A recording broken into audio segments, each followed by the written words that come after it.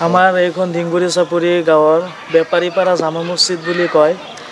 এই বেপাৰীপাৰা জামা মছজিদৰ ইয়াতে বাথৰুম লেট্ৰিন ইয়াত এটা টেংকি এইবিলাক মানে আমাৰ নেত্ৰী মুৰ্ছিদা বেগম ফৰাজী ডাঙৰীয়ানীয়ে এইটো তেখেতৰ জিলা পৰিষদৰ ফাণ্ডৰ পৰা আমাৰ ইয়াত যি সহায় কৰিলে তাৰ বাবে ৰাইজে বহুত সুবিধা পাইছে।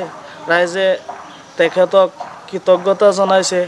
আমাৰ ৰাইজৰ ফালৰ পৰা, আমাৰ মছজিদ কমিটিৰ ফালৰ পৰা আৰু ইয়াৰ সকলো ৰাইজে তেখেতক নেত্ৰী হিচাপেও আৰু ইয়াৰ স্থানীয় ৰাইজেও তেখেতক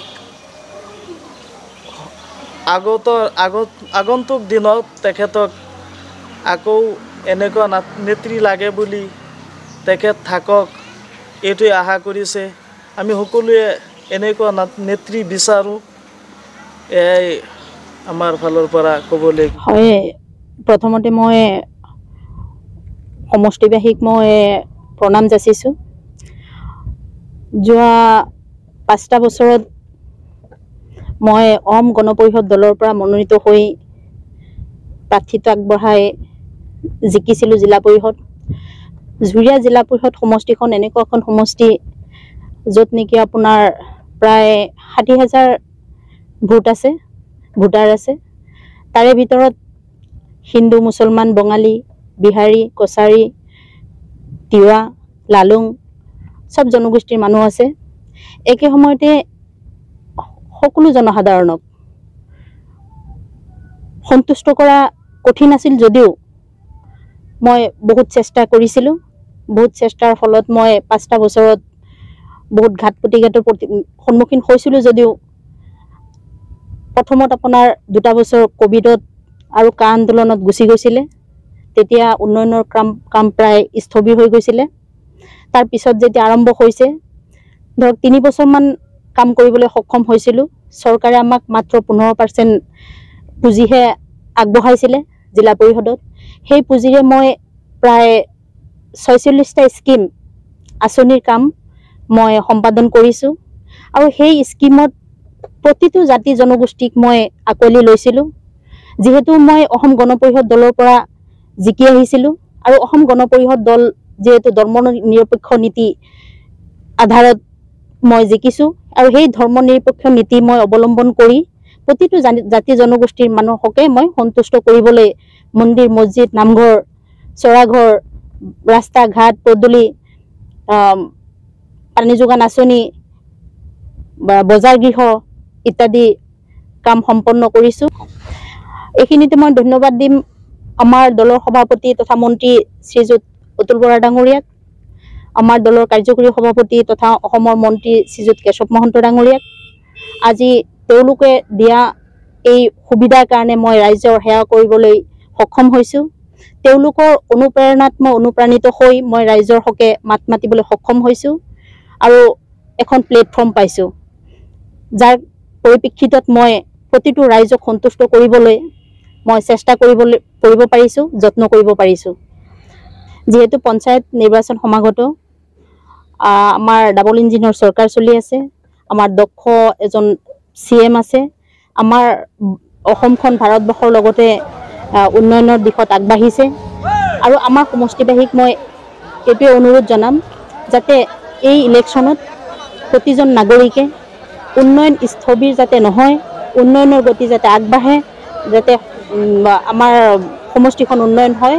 উন্নয়নৰ লগত থাকিবলৈ প্ৰতিজন প্ৰতিনিধি ৱাৰ্ড মেম্বাৰৰ পৰা আৰম্ভ কৰি জিলা পৰিষদলৈকে যাতে চৰকাৰ পক্ষৰ মানুহৰ লগত থিয় দিয়ে, চৰকাৰ পক্ষৰ প্ৰতিনিধিৰ লগত থিয় দিয়ে, তাকে মই সমষ্টিবাসীক অনুৰোধ জনাম।